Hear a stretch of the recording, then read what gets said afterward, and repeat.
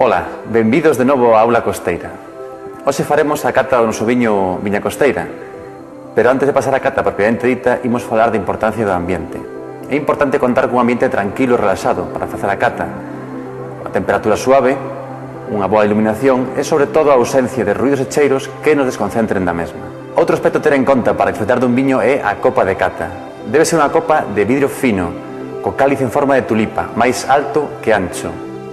Esta sería ideal, pero calquera que podan ter vostedes na casa pode valer. Por exemplo, algunha destas que temos expostas.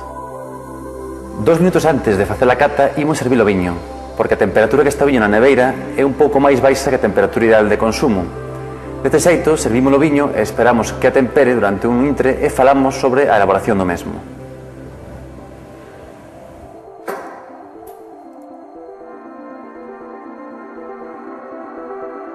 Cortamos a cápsula por baixo do gollete,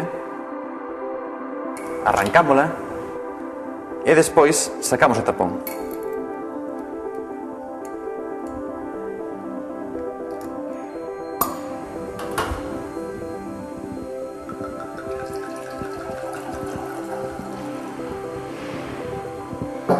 O noso viño, Viña Costeira, está elaborado cunha selección das mellores variedades de uva tradicionais da denominación de orixe Ribeiro. Os viñedos que procede a uva son propiedade dos nosos socios viticultores e están situados nas mellores ladeiras dos valles que conforman a comarca do Ribeiro, o Valle do Avia, do Miño, do Arnolla e do Barbantiño. Estas viñas están situadas en ladeiras que se chaman costeiras, chamanse costeiras porque están situadas en costas moi pronunciadas e teñen a gran ventaxa de que reciben a luz do sol desde que nace hasta que se pon, favorecendo así o máximo nivel de maduración de uva e unha sanidade perfecta do racimo. Unha vez feitos os controles de maduración da viña, procede a comenzar a vendima, que se fai por zonas. A vendima faise sempre de forma manual, en caixas de 10 a 8 kilos, e rapidamente levase a uva á bodega, onde vai ser clasificada e elaborada por separado. As diferentes variedades que forman a mezcla de viña costeira elabóranse por separado. Por un lado fermenta a treixadura, por outro o torrontés, por outro vai o albariño, o godello, a loureira, e despois mézclanse, xuntanse todas para dar un viño multivarietal. O noso objetivo é armonizar os diferentes aromas e sabores das distintas variedades de uva para dar un conxunto armonioso e ter desta maneira un viño con moitos matices. Xa temos o viño a temperatura xeitada, entre 8 e 10 grados. Imos comenzar a cata. A cata consta de 3 fases. A primeira fase é a fase visual. Collemos a copa pola parte baixa e acercámola á altura dos ollos. Aquí vemos e observamos a limpeza e o brillo do viño.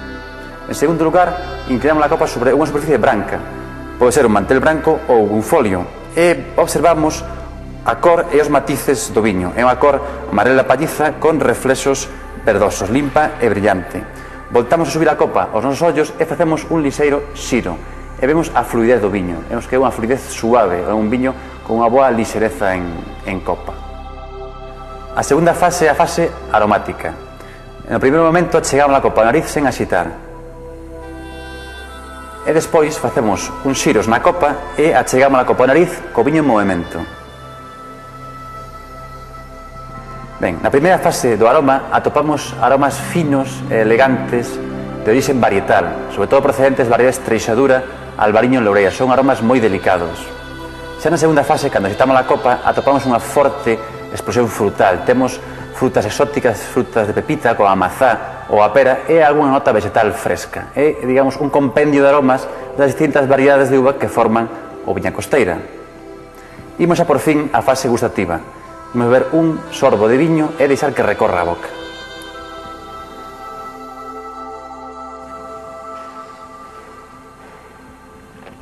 Percibimos en boca unha secuencia de sabores equilibrada e armoniosa. Temos un bo equilibrio dulce-ácido e un tacto suave e sedoso. Isto é consecuencia da mezcla de variedades que temos no Ribeiro. Xogamos con diferentes matices de sabor e unhas equilibranse as outras. O posgusto, que é o sabor que queda na boca do viño cando xa o tragamos, é longo e armonioso, dándonos lembranzas a froita fresca e invitando a tomar un novo sorbo. Cal é a situación de consumo ideal deste viño? Pois pode ser como estamos facendo agora, unha cata de viño só, en boa compaña e disfrutando dos seus aromas e sabores.